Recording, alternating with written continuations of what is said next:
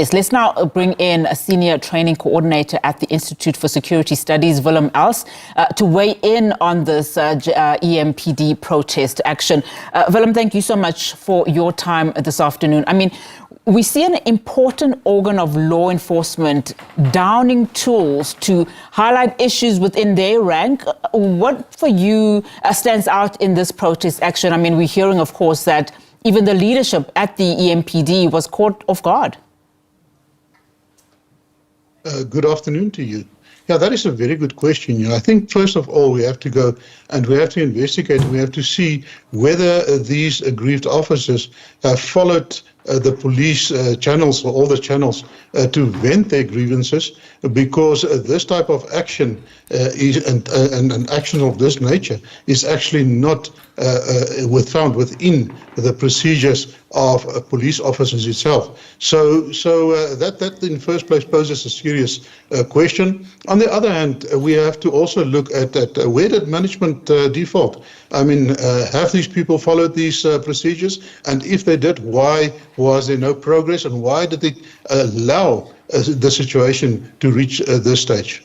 I mean, South Africans are not immune to protest. Everybody understands that that is a right for every citizen in this country to protest. But not only was the leadership caught off guard, but we also know that this protest also came as a surprise to motorists. You know, no warning preparations were made. I mean, where does that leave the safety and the security of motorists, particularly given the fact that, as we've just heard now from our colleague Calvin, that the workers are making these demands and saying that they'll be back, you know, in the streets again protesting if their demands are not met?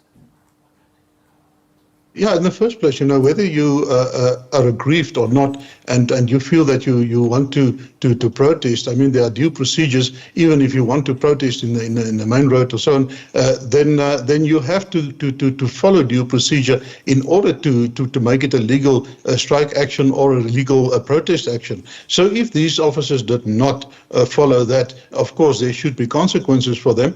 But on the other hand, you know, it left the public high and dry. It you know, if you are missing a flight, if you booked a flight and you're missing that flight because of the actions of these police officers that are actually there to protect you, then it really doesn't pose well with the public. And I think, you know, the trust of the public in the police is already extremely low, and this really did not do them a favor.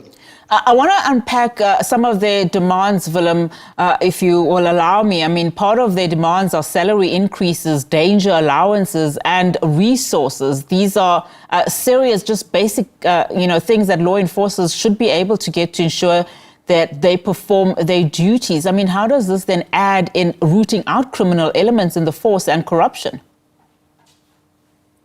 Of course, you know, we see that the police is actually rated as the most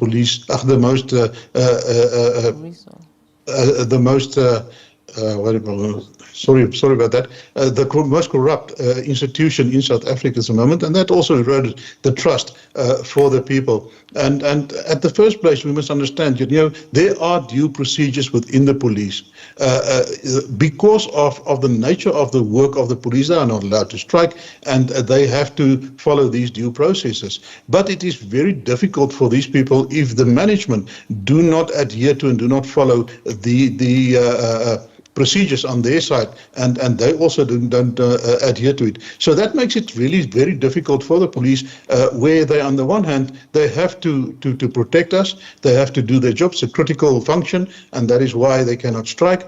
On the other hand, they also seem to have some grievances, and maybe some of them are really valid when it comes to salaries and overtime, etc., etc. And if they followed a due process and the management did not adhere to that, then it should be escalated from here, and not necessarily by strike action, but on a political level, it must go up now, because that is where these decisions are being made.